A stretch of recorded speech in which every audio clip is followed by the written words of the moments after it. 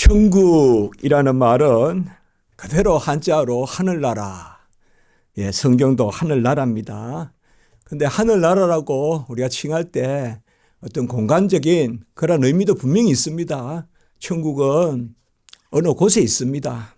또 천당, 천국, 새하늘과 새 땅, 낙원 다 어느 곳을 칭합니다. 그곳에 우리가 모여서 영원토록 삽니다.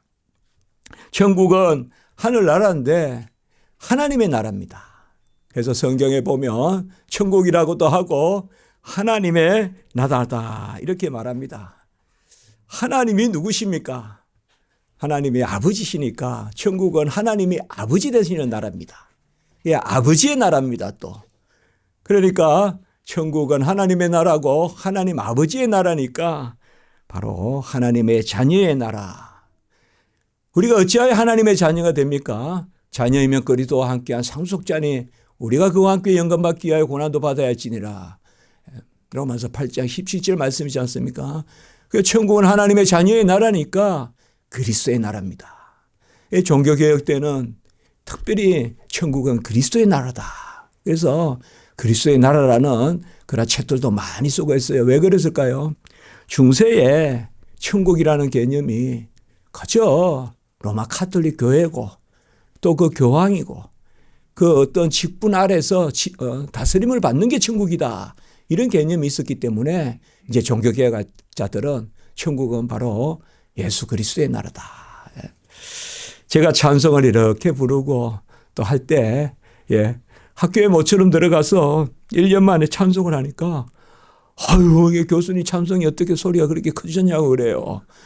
저는 오히려 더 목도 쉬고 그런 것 같은데 저는 항상 카타콤에 우리가 예배 드린다. 그리고 빌립보의 감옥에서 찬송한다. 그래서 찬송을 크게 하는데 왜냐?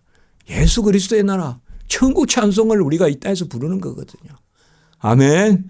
그래 우리가 아주 기쁘게 크게 목청껏 우리나라 말이 있잖아요. 목청껏 그렇게 찬송합니다. 그 천국에 지금 찬송하면 천국의 찬송을 지금 부르는 거고 지금 은혜를 누리면 천국의 은혜를 누리는 겁니다. 누리는 조건으로 더 누리는 거예요. 은혜 위에 은혜예요. 오늘 새벽 설교에 그 말을 했어요.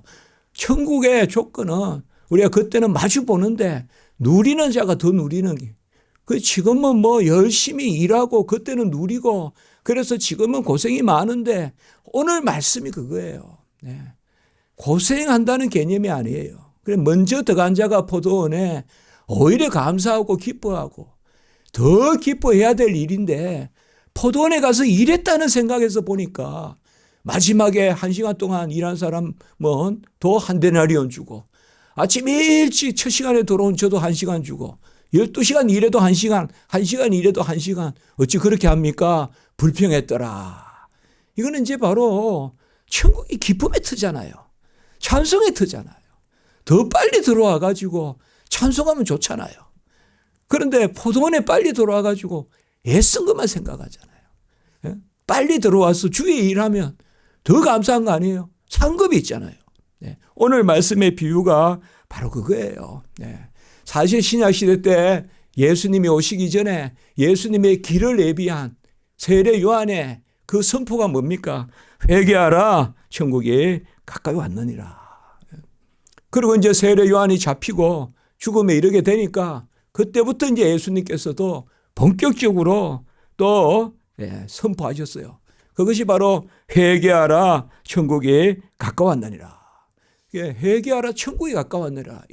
이것이 바로 신약 시대의 대선포거든요.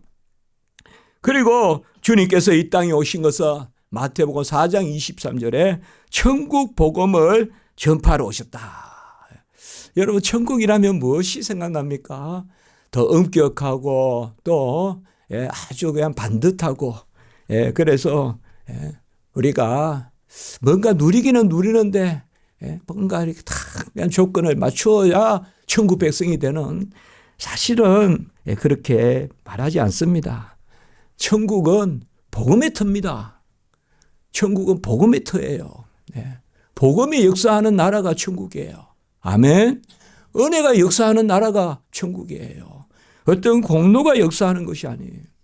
오늘 천국을 포도원으로 비유했는데 그 포도원이 세상 사람들은 바깥에서는 일터라고 생각하지만 그 안에 들어온 우리는 그것이 찬송터고 그것이 바로 기쁨을 누리는 터고 주와 함께 길 가는 것 즐거운 일 아닌가. 그것이 바로 포도원이거든요. 포도원 밖에서는 즐거움이 없었는데 포도원 안에서. 그래서 천국 복음이다. 천국은 복음의 은혜를 누리는 그 나라입니다. 천국 복음에 대해서 가장 많이 잘 말씀해 준 거. 사실 주님이 이 땅에 오셔서 회개하라 천국이 가까웠다.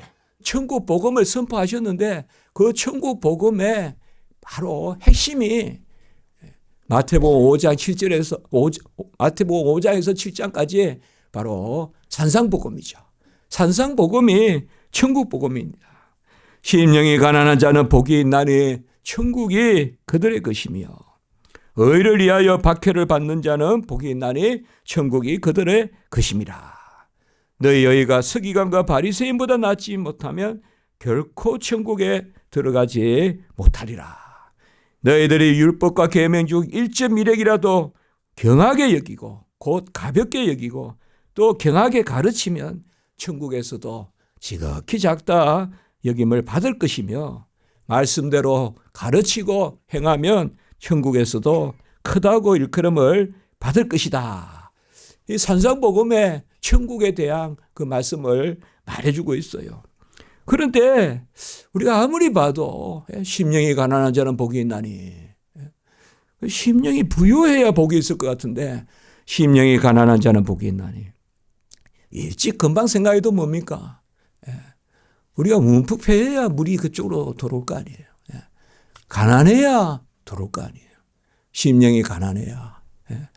그럼 뭐 가난하다는 게 공로입니까? 그저 그냥 우리의 불쌍함이죠. 우리의 없음이죠. 우리의 비움이죠. 그거예요. 그러면 천국이 바로 뭐예요? 가난한 자가 복이 있고 또 의를 위하여 박해를 하는 자가 복이 있는 게 아니라 굴림하는 자가 복이 있는 게 아니라 더 낮아지고 더 엎드리고 더 당하고 또 더 자기를 바짝 낮추는 자가 천국이 그들 것이다. 또 너희가 서기관과 바리새인보다 낫지 아니하면 결단코 천국에 들지 못하리라. 이 말씀은 자주 나누지만 서기관과 바리새인은 율법을 앞에 놓고 자기들의 의를 이야기하면서 지킬 만한 것은 더 만들고 지킬 수 없는 것은 지키기 싫은 것은 싹 빼버리고 서기관과 바리새인들은 자신들은 요지부동인데 하나님의 말씀에 손을 대는 자들이란 말이에요. 그게 서기관과 바리새인이에요. 그러나 서기관과 바리새인보다 나은 의라는 것이 뭘까요? 바로 말씀은 그대로 두고 1.1핵이라도 경하게 여기지 않고 그렇게 가르치지도 않고 나 자신을 쳐서 복종시키는 거죠. 그 말씀 앞에서 하나님 제가 이렇습니다. 부족합니다. 연약합니다. 허물이 있습니다. 또 모자랍니다. 그런 자가 뭐예요? 서기관과 바리새인보다 나은 자예요. 말씀 다 지켰다고 지킬 만하게 만들어 놓고 지켰다고 그게 바로 서기관과 바리새인들이에요.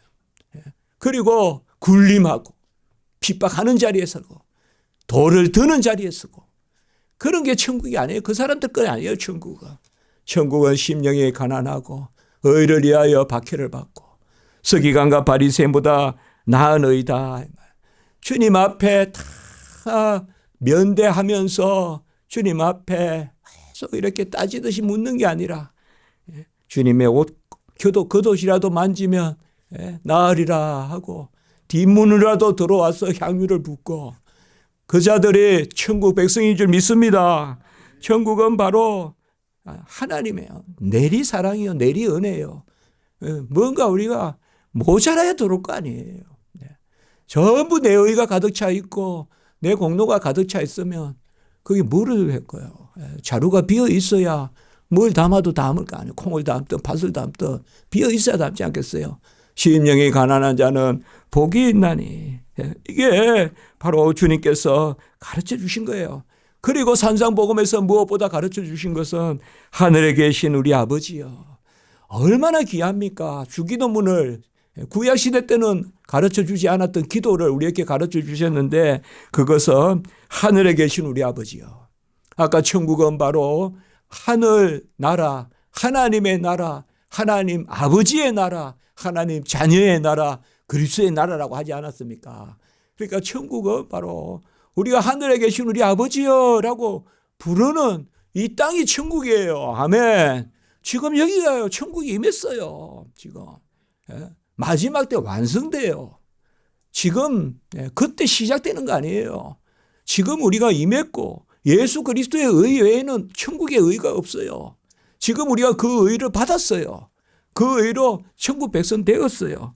그래서 하늘에 계신 우리 아버지요. 아버지요 부르는 그 자리가 천국이에요. 아멘. 그 자리가 천국이에요, 여러분들. 하나님 아버지요 부르고 하나님은 우리에게 역사하시고 나더러 주여 주여 하는 자마다 천국에 들 것이 아니요 다만 하늘에 계신 아버지의 뜻대로 행하는 자야. 주님의 뜻을 구하는 곳이 천국인 줄 믿습니다. 그 자리가 우리 가정이든 그 자리가 우리 직장이든 하나님의 뜻을 구하는 그 자리가 천국이에요. 그래서 하나님은 우리에게 베푸시고 하감하시고 살피시고 권고하시고 보듬으시고 주장하시고 인도하시고 장중에 우리를 두시고 끝없이 우리를 그곳이 바로 천국이에요. 그곳이 오늘 비유의 포도원이에요. 천국은 심령이 가난한 자의 것입니다. 다 채워진 것이 아니라 하나님 앞에서 하고자 하는 마음은 있으나 연약함에 불완전함에 또 모자람에 하나님 앞에 간구하는 것이 천국이에요. 천국은 하나님을 아버지로 모시는 것이 천국이에요. 아멘. 지금 떠나는 게 천국 아니에요. 무슨 분가하는 게 천국이 아니에요. 천국은 하나님 안에서 심령이 가난한 자나 기도하는 것이 천국입니다. 그리고 하나님의 이름으로 우리가 세상과 부대끼더라도 사도 바울같이 부대끼더라도 또 누가 우리를 그리스도의 사랑에서 끊으리요. 우리가 이 땅에서 천국 백성의 기쁨을 누려야 돼요. 또 이미 누리고 있어요. 그럼 찬송을 해도 천국 찬송이에요. 예배를 드려도 천국 예배예요. 아멘. 우리가 이미 천국 백성이에요. 아멘. 그때 가야 천국 백성 되는 거 아니에요. 우리 지난 시간에 배웠잖아요. 견인. 하나님이 끌고 가시니까 변함없이 끌려가는 거예요. 우리가. 끌고 가다도 되고 참다도 된다 그랬잖아요.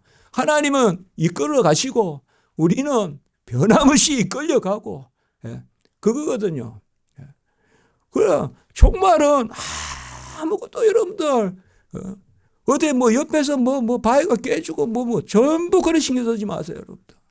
예수 그리스도 의 외에는 없는 줄 믿습니다. 그 의 이미 받은 줄 믿습니다. 이미 받았어요. 새로운 주가 계시지 않아요. 새로운 의가 계시지 않아요. 새로운 나라가 있지 않아요. 이 지상의 교회와 천상의 교회는 이 지상의 나라와 천상의 나라는 이때에 있어요. 이때에 있다고요. 지금 이 땅에서 천국 백성이 그때 영원한 천국 백성 될 줄 믿습니다. 그래서 천국의 비밀은 이미 이 땅에 우리에게 주어져 있습니다. 그것이 대표적으로 이제 나오는 것이 마태복음 13장입니다. 오늘은 제가 천국에 대해서 전체적으로 천국에 대해서 오늘 이 시간에 잠깐 말씀드리는 게 좋을 거다. 전체 제가 마태, 마가, 누가, 요한을 생각하면서요. 특별히 마태복음의 천국이 잘 이렇게 질서 있게 나오거든요. 천국 비유 이라면 금방 우리는 마태복음 13장을 떠올리죠. 마태복음 13장에 보면 씨 뿌리는 자의 비유, 또 알곡과 가라지, 그리고 보화의 비유, 그리고 진주의 비유, 또 그물의 비유, 이렇게 다 천국의 비유거든요. 그러니까 우리가 마태복음 13장 이러면 비유의 장이라 그러잖아요. 그 비유가 뭐의 비유냐면 천국의 비유거든요.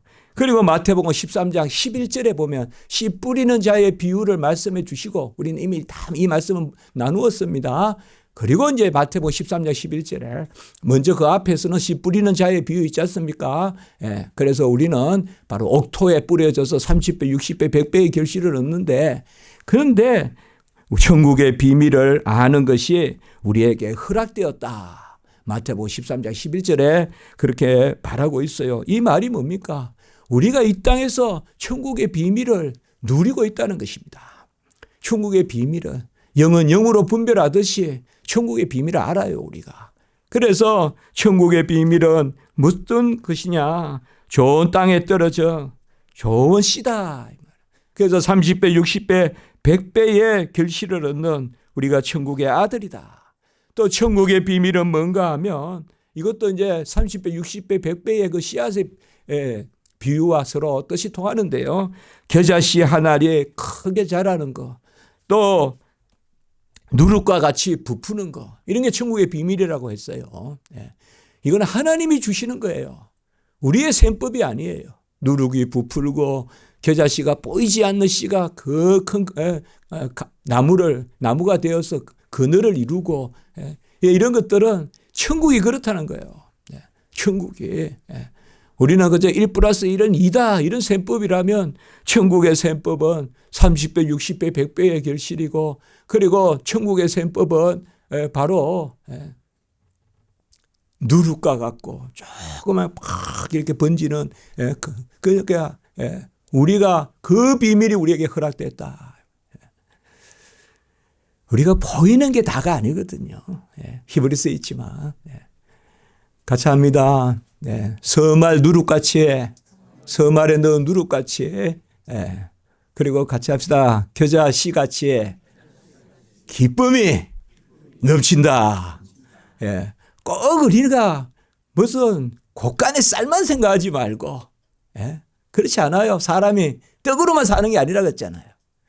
이 땅에서 천국을 누리는 게 뭐예요? 기쁨을 30배, 60배, 100배. 그늘을 알 수 없는 기쁨이 그냥 누룩이 번지듯이 그냥 확 불어오는 그 천국의 비밀을 우리가 아는 줄 믿습니다. 천국의 비밀을 우리는 안다 그랬어요. 택함 받은 백성은 그게 아는 거거든요. 자꾸 어떤 그 물질적인 어떤 명예나 이런 것들의 것이, 그것도 하나님이 필요하면 우리에게 풍성히 주시겠지만 우리 안에 기쁨이 넘친다 이 말이에요. 5대양 6대주 다 그냥 그 바닷물이 많지만 그 바다보다 더 충만한 기쁨이 있다 이 말이에요. 아멘. 그것으로 다 싸울 수 없는 기쁨이 우리 안에 확 넘친다 이 말이에요.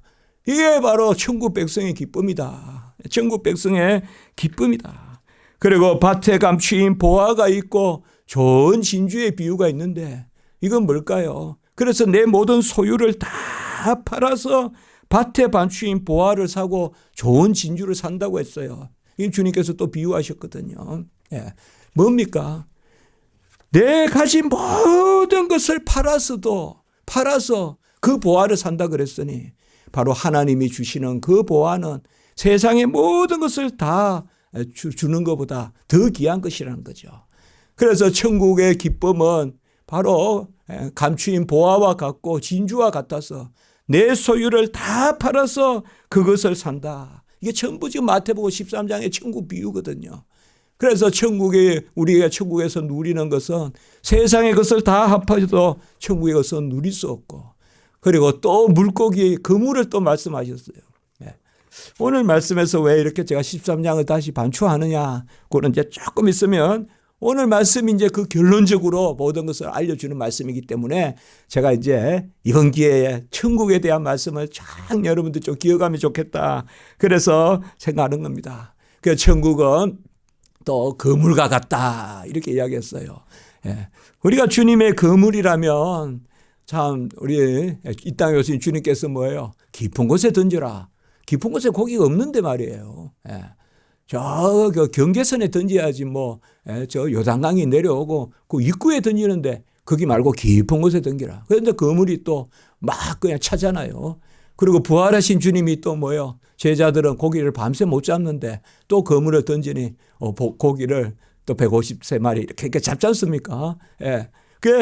이 그물 비유라는 것도 그겁니다. 사실상. 우리가 고기를 만듭니까? 우리가 고기를 만들었습니까? 어부가 고기를 만듭니까? 천국은 그런 거예요. 그저 투망해서 모아서 먹는 거예요. 천국은 그런 거란 말이에요. 우리가 무슨 치열이라도 어제 갈릴리 호수에 언제 방생인가 해가지고 그게 잘한 것입니까? 양식했습니까? 그게 천국의 거물 비유도 바로 다 그런 것입니다. 바로 이 천국의 비밀이 누리는 거라 이 말이에요. 하나님이 그저 우리에게 베푸시는데 우리가 천국의 자녀로서 같이 합니다. 좋은 씨로서 천국의 아들로서 마태복음 13장 38절 씨는 천국의 아들을 뜻한다. 주님께서 친히 그 비유를 말씀했잖아요. 우리가 천국의 자녀란 말이에요. 그래서 하나님이 아버지시란 말이에요. 하나님을 아버지로 모시고 하나님을 아빠 아버지라고 부르고 기도하는 곳이 천국이란 말이에요. 우리 찬송도 있잖아요. 주님을 모신 곳 천국이다 이 말이에요.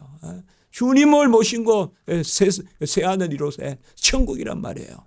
그래서 천국은 찬송하는 자리가 천국이에요. 여호와의 이름을 아버지라 부르는 곳이 천국이에요.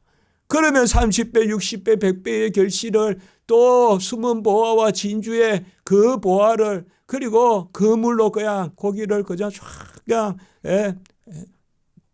그러한 은혜가 우리 안에 있다는 거예요. 그러니까 천국은 어른들의 터가 아니라 천국에서 큰 자는 어른이 아니라 마태복음 18장 3절 너희가 돌이켜 어린아이와 같이 되지 아니하면 결탄코 천국에 들어가지 못하리라. 아멘. 좁은 문, 좁은 길로 가려면 내가 어린아이 같아야 돼요. 내 덩치가 너무 크면 그 문으로 못 가요. 근데 비유의 말씀입니다. 어른이 못 간다는 게 아니라 너희가 돌이켜 어린아이들과 같이 되지 아니하면 결탄코 천국에 들어가지 못하라. 그러면 누가 천국에서 큰 자일까요?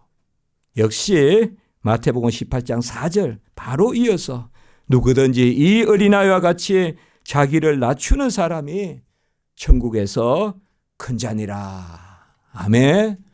이게 천국이에요. 이게 천국이에요. 우리 신앙생활은 다 답이 주어져 있어요. 새로운 거 없어요. 새로운 진리 없어요. 이미 약속 주어졌어요, 우리에게. 그거 때가 되면 이루세요. 그거 이루신다고요. 다 주님께서 주세요. 천국은 뭐예요? 자녀로서 우리가 씨앗이 뿌려지고 자녀로서 기도하고 어린아이와 같이 구하고 어린아이와 같이. 하나님 앞에 어른같이 설레하지 마세요. 어른같이 설레하지 마세요. 딱딱한 걸 먹으라 하는데 딱딱한 걸 먹는다는 것은 받아 먹는 거지 내가 만들어 먹는 거 아니에요. 같이 합니다. 기도하여 얻는 것이 딱딱한 것이다. 거듭난 게 딱딱한 것이에요. 막 어릴 때 젖을 먹고 이제 딱딱한 거 먹으니까 내가 막 그냥 힘을 내가 이제 막 내 치아가 막 아주 그냥 건강하니까 이제 그 아니에요. 딱딱한 것은 은혜로 구하여 얻은 것이 딱딱한 것이요. 아멘. 은혜로 구하여 얻는 것이 딱딱한 것입니다. 가장 딱딱한 간영에 꼽히는 화살은 은혜예요. 은혜. 아멘. 그게 어린아이 같다 이 말이에요. 그러니까 어린아이 같아야 딱딱한 거 먹는 사람이에요. 어른 같은 사람은 어른 같지만은 영적으로 보면 오늘 마지막 말씀이지만 나중된 자예요. 어린아이 같은 자가 늦게 왔지만 감사하고 늦게 왔지만 누린다고 한 데나리온을 즐거워하는 사람. 그 사람이 먼저 된 사람이 된다 이 말이에요. 아멘. 그 말씀이 바로 이제 그리고 오늘 13장이에요. 전체적으로 천국에 대해서 세례 요한의 천국의 선포 또 예수님의 천국의 선포. 그래서 4장 23절 마태복음에서는 천국 복음을 전하느라. 그 천국 복음이 뭔가 하면 4장 23절에 천국 복음이 뭔가 하면 마태복음 5장에서 7장까지의 바로 산상복음이거든요. 이 산상복음의 천국을 이제 비유로 또 다시 자세히 알려주시는데, 비유로 풀어서 알려주시는데, 그게 마태복음 13장이거든요. 그래서 13장 11절에 천국의 비밀을 아는 것이 우리에게는 허락됐다. 그리고 18장에는 보면 또 천국의 말씀이 나오는데, 바로 어린아이들이 내게 오는 것을 금하지 말라. 너희들이 어린아이와 같이 같이 합니다. 돌이켜. 이 돌이켜라는 단어가 있단 말이에요. 돌이켜 어린아이와 같이 되자. 사실 어른스러움은 어린아이 같이 되는 거예요.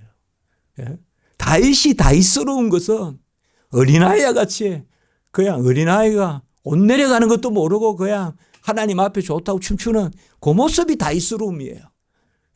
그게 단단한 거 먹는 사람이에요. 여러분, 주님 앞에 눈물 흘리고 주님 앞에 이렇게 할 때 그 어린아이거든요. 어린아이거든요. 수시로 두리번거리면서 부모를 찾는 놀이터에 가보면 그 어린아이 모습이래요. 어른은 하루 종일 있어도 부모 안 찾지만 어린아이는 시시로 어른은 효도한다 이렇게 잘해요. 그러지만 찾지는 않거든 사실은. 어린아이는 보면 그냥 놀이터에 보면 스스로 찾아요. 가만히 이렇게 보면. 또 부모가 저쪽에 앉아 있으면 또 힘을 내가 놀고 그러거든요. 그게 천국이다. 그 이제 18장에서 그렇게 말하고 오늘 20장의 말씀에 또 천국이 나온다. 오늘 비유 자체가 그렇게 많은 우리가 설교를 필요로 하지 않는, 우리가 이 말씀 전체 안에서 오늘 비유예요. 오늘 비유는 뭘까요? 이거 잘 알아야 돼요. 오늘 이 포도원의 비유는 뭘 이야기할까요? 포도원의 비유는 상급을 이야기할까요? 더 열심히 일하면 더 많이 얻는다. 그걸 이야기할까요? 그건 일단 아닌 것 같아요. 한 데나리온을 받으니까. 오늘 비유는 뭘까요? 빨리 왔든 늦게 왔든 한 데나리온을 준다는 것은 바로 하나님이 우리 자신을 사셨다는 거예요. 아멘. 천국은 바로 소유에 있는 것이 아니라 우리 자신에게 있다는 거예요. 우리 자신에게. 그걸 오늘 말하는 거예요. 오늘 포도원 비유는 노동도 아니고 품삯도 아니고 오늘 포도원 비유는 바로 하나님 나라의 자녀 삼는 그 품꾼을 드린다는 것이 바로 자녀 삼는 걸 이야기하는 거예요. 먼저 일찍 부른 사람도 있고 늦게 부른 사람도 있고 1시간 전에 부른 사람도 있는데 동일하게 하나님이 영생을 주신다 이 말이에요. 아멘. 그래서 오늘 제가 제목에 포도원의 그러한 품꾼의 영생의 데나리온이다. 이렇게 제가 제목에는 잘 이렇게 새로운 단어를 안 넣는데 영생의 데나리온. 같이 해볼까요? 영생의 데나리온. 오늘 이 데나리온은 바로 영생이란 말이에요. 우리에게 주시는 영생이에요. 그것이 바로 포도원의 품꾼들의 이 비유입니다. 우리가 이 비유를 자꾸 더 일했는데 덜 받았다. 그래도 그거 가지고 자꾸 이렇게 머리를 써서 어떻게 해설해 보려고 하고 또 그럴 필요가 없어요. 오늘 말씀은 다만 먼저 일한 사람들에게는 그러면 뭐가 남느냐? 상급이 있어요. 그러나 그 상급을 오늘 말하고자 한 것은 아니에요. 오늘은 하나님이 그의 자녀를 삼으실 때 사실 천국 비유에는 보면요. 많이 남긴다는 것보다 씨앗이거든요. 우리를 자녀 삼았으니까 하나님이 30배, 60배, 100배의 결실을 이루신다는 거거든요. 그게 천국 비유거든요. 천국 비유는 우리가 어떤 공로로 무슨 일을 많이 해서 더 얻고 하는 그거보다 먼저 그 앞에 중요한 게 뭐예요? 우리를 하나님의 자녀 삼는 거예요. 바로 포도원은 하나님의 집이에요. 포도원이 천국이라 오늘 첫 절에 말했잖아요. 천국은 이렇게 돼 있잖아요. 그러니까 포도원에 드리는 것이 뭐예요? 아까 그래서 제일 첫 설교 때 제가 말씀했죠. 오늘 첫 줄에 바로 천국은 하나님의 하늘나라고 하나님의 나라라고 해도 되고 하나님을 아버지로 모시는 나라다. 그게 신약 시대예요. 우리는 그의 자녀요. 하나님은 아버지다. 그래서 그 하나님의 아버지의 천국 헌장은 자녀 헌장이고 아버지 헌장이에요. 예. 같이 합니다. 천국 가정. 천국 가정이라고도 할 수 있어요. 우리가 그러니까 그는 부모요. 우리는 자녀요. 그리고 우리 예수님은 맏아들이요. 이런 표현들도 있지 않습니까? 그래서 오늘 이 포도원의 품꾼은 그러니까 이 오늘 포도원의 비유는 전체 비유의 말씀에 비추어 보면 금방 답이 나오는 것입니다. 포도원이라면 참 어떻습니까? 여러분들 포도원에 이렇게 포도 안 드신 분은 없는데 포도원에 안 가보신 분은 있죠. 그러니까 차 요새 이렇게 저도 뭐 SRT 이런 거 타고 뭐 지방에 이렇게 설교라도 하러 가면 하여튼 부쩍 이렇게 옛날에는 뭐 그렇게 막 이렇게 대농이 아닌데 요새는 보면 벼농사 이런 것도 아주 이렇게 크게 짓는 것 같고 막 아예 차가 들어가니까요. 차가 논까지 들어가니까요. 그런데 보면 또 포도나무 이런 것도 보면 저게 포도나무인지 제가 확실히 맞는지는 모르겠지만 어릴 때 우리 초등학교에 포도원이 있었거든요. 그 매일 우리가 풀 뽑고 해야 돼요. 학교 포도원이 있었거든요. 그 포도원에 대한 저는 포도원에 대한 추억이 있어요. 우리 애갓집이 저희 집에는 나무나 이런 게 없었어요. 근데 조금만 가면 애갓집에 또 애갓집에는 이제 집이 있고 그 앞에 밭이 있었어요. 근데 그 밭에 포도를 심었어요. 그 당시에는 좀 앞서가는 발상이에요. 대체로 그냥 밭에는 웡이나 심고 배추 심고 무 심는데 우리 애삼촌은 좀 그 당시에 좀 배우신 분이라 거기에 포도나무를 심었어요. 그러면 얼마나 포도가 있는데 그 애가집에 또 저보다 한 살 어린 있어요. 친구가. 그런데 저 따라 같이 그냥 초등학교 다녔어요. 옛날로 말하면 국민학교 그 다녔어요. 근데 그게 한 해에 항상 기다려지는 거예요. 그게 싹 이렇게 누워가 이렇게 들어가 가지고 막 포도를 그냥 탁 따먹는 거예요. 이렇게. 포도가 줄기가 있거든요. 그럼 뭐 또 혼내지도 않아요. 막 따먹. 그 대신에 이제 너무 좋은 건 안 따먹어요. 너무 좋은 거 팔아야 되니까. 그래도 우리가 알아요. 그러니까 뭔가 좀 이렇게. 그래서 항상 그 생각을 해요. 지금도.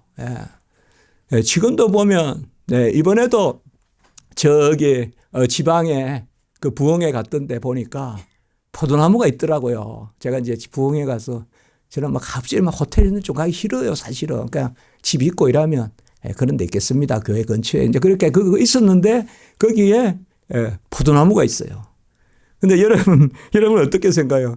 그 포도나무 하나 있으면 거의 한 마을이 먹어요. 물론 뭐 주식으로 먹는 건 아니지만 한번 이렇게 나눠 드실 수 있어요. 일단 포도원은 보면 아주 다산성이에요. 많이 열린다고요. 나무 하나가 이렇게 심어 놓으면 이렇게 줄기를 이루잖아요. 이렇게. 그러면 막 엄청 포도가 많이 열려요. 이게 이 포도원은 사실상 이스라엘 백성에게 포도원은 밀도 가꾸고 또 하지만 밀에도 이렇게 많이 열리고 보리에도 있고 하지만 이스라엘 백성에게 이 포도 수확이라는 건 뭘까요? 아주 풍성함을 의미해요. 아주 풍성함을. 그게 맞거든요. 이 작은 가지인데 보면 또 뭐 굵은 나무도 아니고 이렇게 그 줄기가 하나 나는데 주렁주렁 포도가 열리거든요. 그 포도원에 극상품 포도나무를 심었다. 그것이 바로 이사야 5장의 포도원이에요. 그러니까 포도원이라면 여러분 이사야 5장 떠올리셔야 돼요. 이사야 5장에 보면 포도원에 대한 말씀이 있거든요. 극상품 포도를 심었는데 덜 포도를 맺음이 어찌미요. 이렇게 하거든요. 우리를 극상품 포도나무로 심었다 이 말이에요. 30배, 60배, 100배의 결실을 이루는 극상품. 극이라고 이야기했어요. 극상품 포도나무로 심었다 이거예요. 이스라엘 백성은 극상품 포도나무로 심었는데 덜 포도를 맺힘이었더니요. 덜 포도는 뭐 나그네가 굶어 죽기 전에나 따먹는 그저 아주 볼품 없는 포도겠죠. 그러나 역시 맛있는 것은 우리가 집에 포도, 참 포도, 극상품 포도. 여기 지금 포도는 그 이사야 5장을 생각하면 돼요. 여기는 아주 풍성한 곳이고 여기에 사실상 품꾼으로 우리를 불렀다 하지만 사실상 성경에는 우리가 선한 목자 비유에 보면 우리 주님께서 목자도 되고 또 나는 양의 문이다. 비유는 그렇단 말이에요. 비유는 문도 되시기도 하고 목자가 되시기도 하고 지금 이 포도원 비유는 우리가 포도송이가 되기도 하고 이사야 5장으로 말하면 극상품 포도나무로 심은 게 우리니까 그리고 또 그 포도원을 누리는 그러한 우리가 자리가 되기도 하고 오늘 말씀에 보면 이른 아침부터 이제 포도원의 집주인이 갔다 이거는 어떻게 보면 친히 하나님이 그의 백성을 부르러 가신 거예요. 이게 비유니까 집주인이 일꾼을 찾으러 가신 거예요. 그런데 보면 아침 일찍 갔다 이 말. 그러니까 이스라엘의 사실 하루의 시작은 아침이거든요. 그리고 그 당시에는 이제 로마가 지배했으니까 그러니까 6시 아침 6시가 시간의 시작이에요. 그러니까 제3시라 하면 여러분들께서 6시간씩 더 하면 돼요. 그러니까 6시 더 하면 제3시는 뭐예요? 아침 9시. 그러니까 보통 일찍 갔다는 말은 아침 6시에. 아침 6시 아니면 그쯤 갔다 이 말이에요. 아침 제일 일찍 가서 뭔가 하면 약속을 해요. 한 데나리온 주겠다. 이게 맞거든요. 이스라엘 백성은 하루 일당이 한 데나리온이에요. 그게 아침 6시부터 저녁 6시까지라고요. 저녁 6시는 뭘까요? 그러니까 제12시겠죠. 제12시. 그래서 아침 1시부터 제12시까지 일하면 한 데나리온을 준다 이 말이에요. 그러게 그게 약속인 거예요. 지금 한 데나리온을 준다. 그런데 제3시에 또 나가세요. 왜냐하면 아직 품꾼이 모자라는 거죠. 그러니까 또 데리러 나가요. 제3시에. 제3시는 몇 시라 그랬죠? 몇 시? 9시. 이제 그때 가서는 뭐예요? 이제 한 데나리온을 준다고 약속하지 않아요. 얼마큼 준다? 상당하게 주리라 이렇게 해요. 상당하게 준다는 건 뭐예요? 일한 시간만큼 주겠다 이거예요. 그러니까 본래 계약은 이렇단 말이에요. 지금 아침에 첫 시간에 온 사람은 하루 일당 주고 종일 일어나니까 이거는 하루 일당이 데나리온이니까요. 하루 일당이. 그런데 3시에 온 사람은 상당하게 주고 또 6시에 온 사람도 또 상당하게 주겠죠. 6시는 이제 12시예요. 정오. 그리고 또 9시에도 또 모집을 하세요. 가서 또 데려온다. 오후 3시에. 그리고 대체로 성경에는 안 나오지만 상당하게 주리라 했겠죠. 그리고 마지막에 11시에도 또 데리러 가세요. 오후 5시에. 그 11시는 사실상 1시간 남았단 말이에요. 그런데 그때 또 데리러 갑니다. 이걸 가만히 보면 오늘 품꾼이 모자라서 데리고 왔다 그래도 어찌 1시간을 앞두고 데리러 가겠습니까? 포도가 무슨 밤새 다 지는 것도 아니고 하루 좀 늦게 딴다고 안 그렇겠어요? 비유지만 가만히 보면 오늘은 뭐예요? 말씀이 일을 시키겠다는데 오늘 말씀에 의미가 있는 게 아니라 놀고 있는 사람들을 포도원에 들이겠다는 데 목적이 있는 거예요. 놀고 있는 사람들을 포도원에 들인다 이 말. 장터에 놀고 있는 사람, 장터는 세상이에요. 놀고 있는 사람은 뭔가 하면 세상 일을 하고 있는 사람들이에요. 그런데 그들이 종일토록 놀고 서 있었다 이 말은 그저 놀았다기보다 서 있었다라는 말은 세상의 삶의 각박함을 이야기하는 거예요. 세상에 평안이 없는 거예요. 세상에 평안이 없어요. 그러니까 장터에서 놀고 있었고 종일 서 있는 사람. 포도원이 천국이라면 포도원 바깥은 세상이요. 포도원의 일이 하나님의 일이라면 포도원 바깥의 일은 세상 일이다 이 말이에요. 이들이 그저 놀았다기보다는 놀고 있다. 그러니까 그저 놀았다기보다는 서서 있고 놀고 있다라는 말은 바로 세상이 일을 하고 있고 세상 일에는 평안함이 없다는 거예요. 서서 일하고 있다. 오늘 7절에 보면 우리를 품꾼으로 쓰는 이가 없습니다. 이렇게 이야기해요.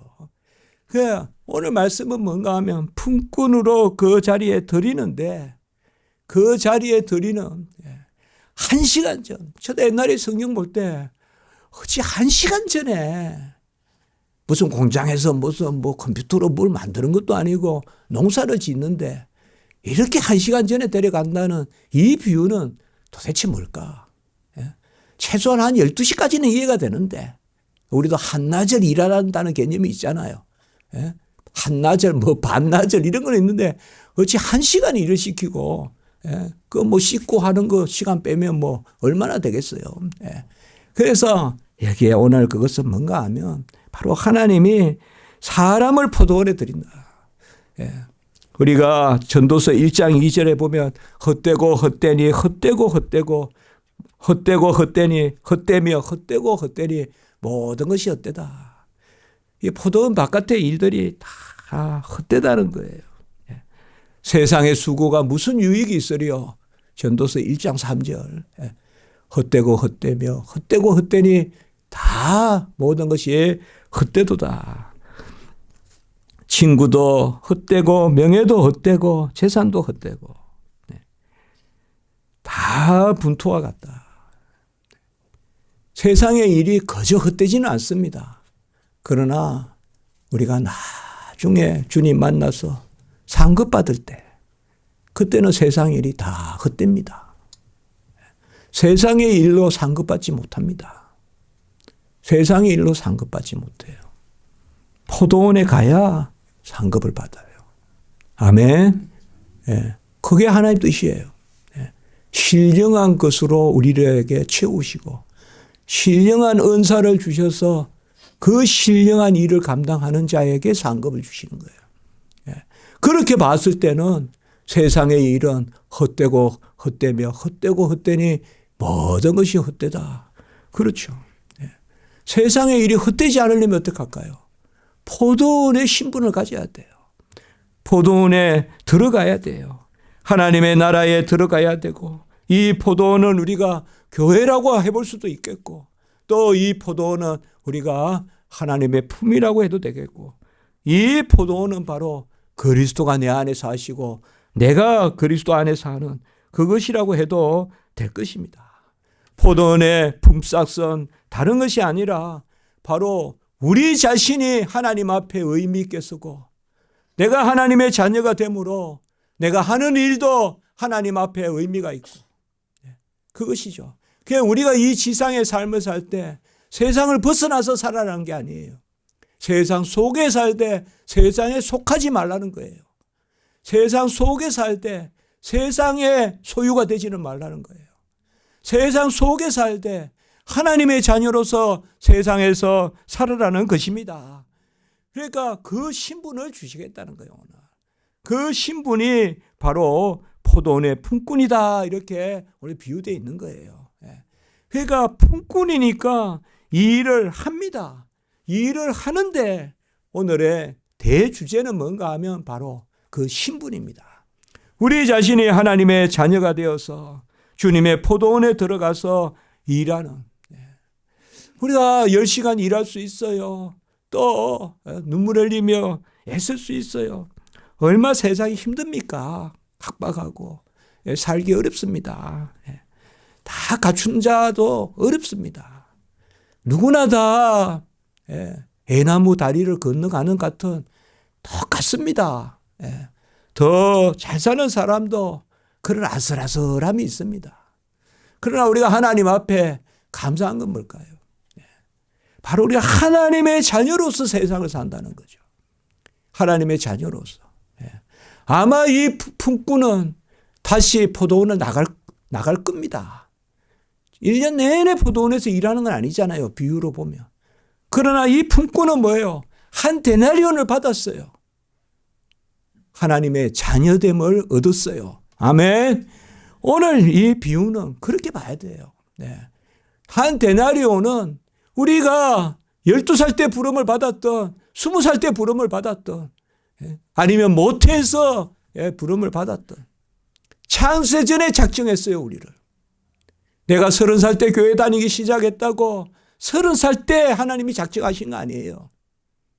에베소서 1장 4절에 창세전에 그리스도 안에서 우리를 작정하신 줄 믿습니다.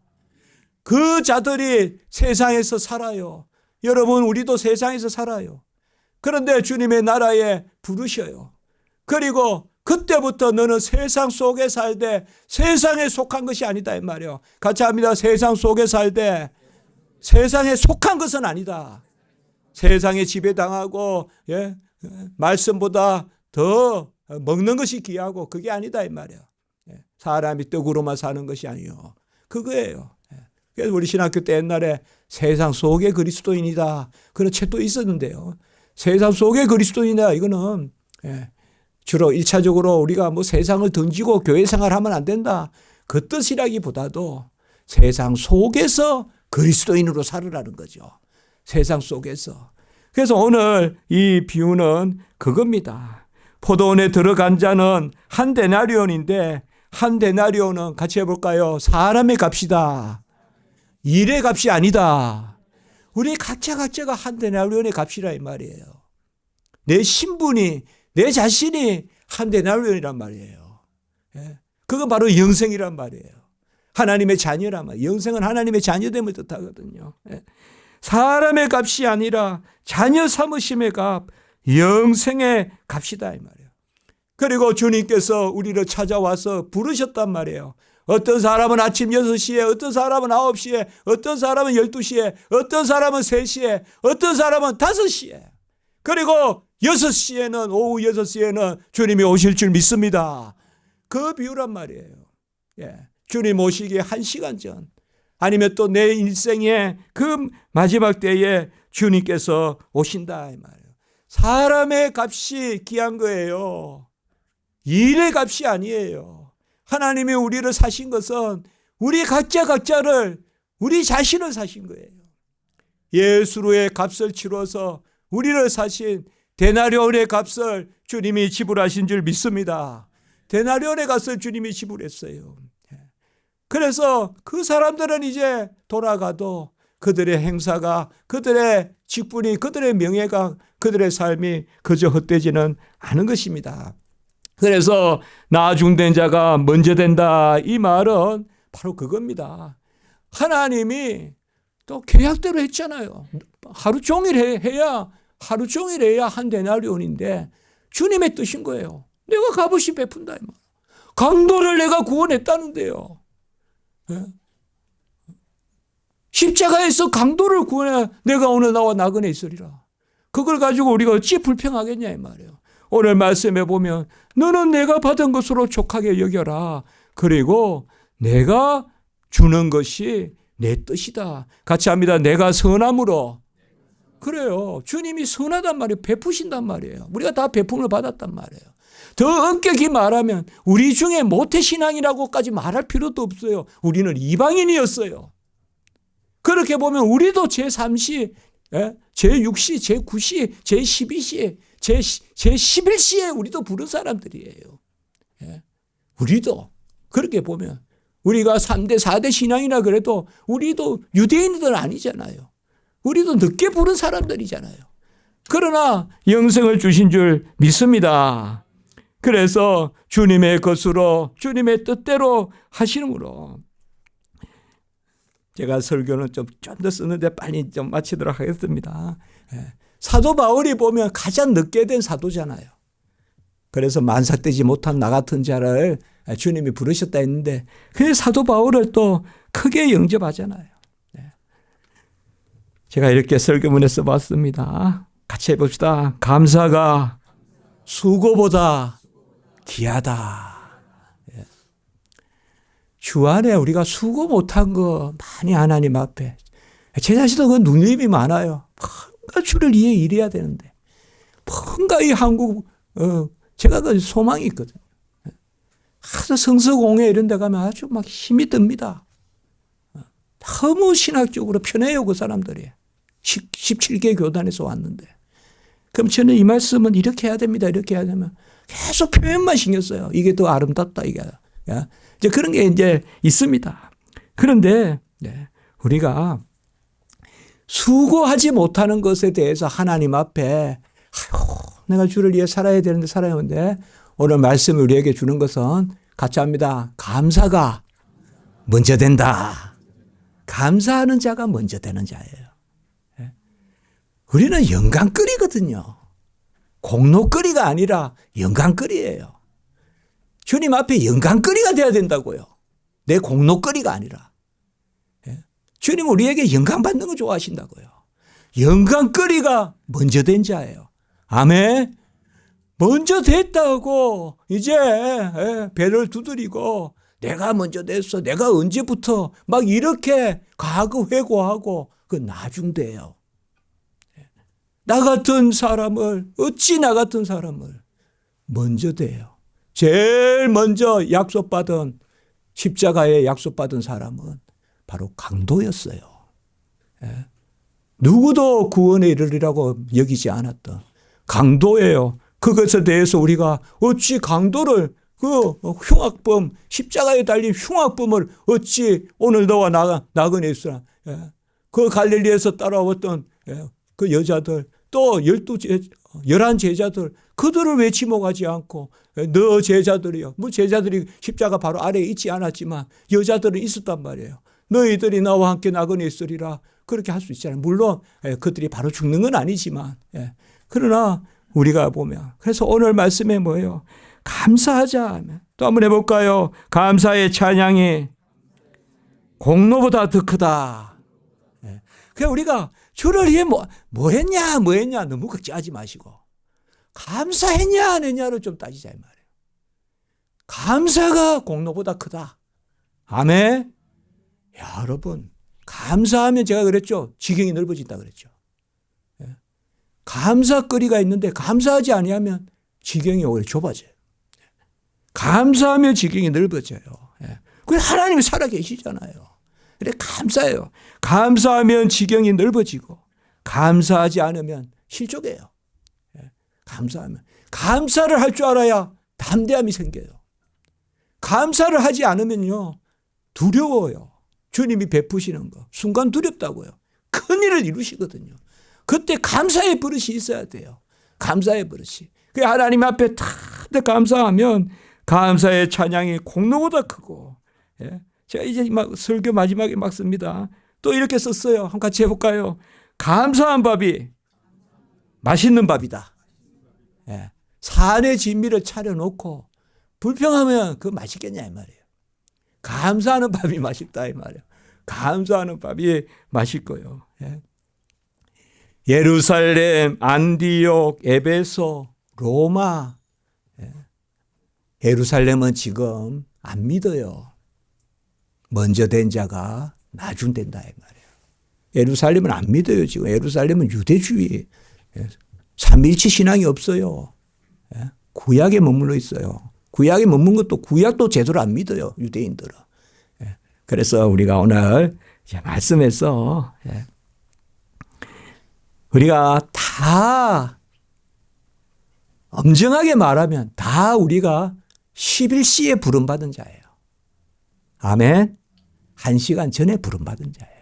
이게 오늘 말씀이에요. 이 종말론적인 천국 비유예요. 항상 우리가 성경에서 내 자리를 잘 찾아야 돼요. 오늘 내 자리는 11시가 내 자리예요. 아멘. 그래야 로마가 돼요.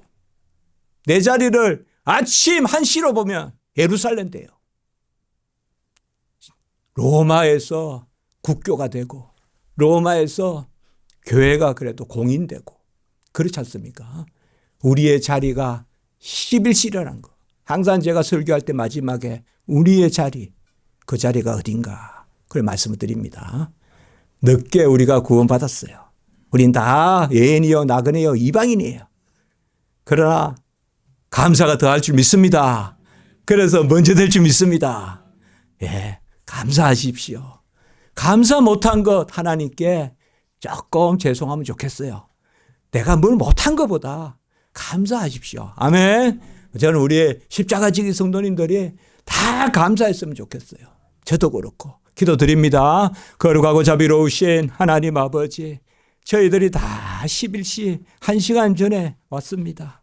하나님, 여전히 세상에서 할 일 없이 서 있었는데 하나님, 그 포도원 주인이 직접 찾아오셔서 부르시고 끝까지 들이셔서 포도원에 그 하나님 자녀의 영생의 데나리온을 주셨으니 하나님 감사합니다. 우리가 이 감사로 살게 하시고 감사거리, 영광거리, 찬송거리, 기쁨거리 하나님 앞에 다 올려드리는 저희들 되게 해 주시옵소서. 감사하며 일하게 하시고 여호와를 즐거워하는 것이 우리의 힘이라. 느헤미야가 성벽 지을 때 즐거워하면서 지었듯이 한 손에는 칼을 들고 한 손에는 아버지여 도구를 들고 성벽을 지었지만 그 어려울 때도 여호와를 즐거워하는 것이 우리의 힘이라고 했듯이 우리도 감사로 공로를 이기는 저희들의 삶이 되게 해 주시옵소서. 더불어 우리 모든 성도님들, 우리 지체분들, 우리 자녀들에게 하나님 영광 감사 가득 넘치게 해 주시고 극상품 포도나무에 수확이 있게 해 주시옵소서. 예수님의 이름으로 기도드리옵나이다. 아멘.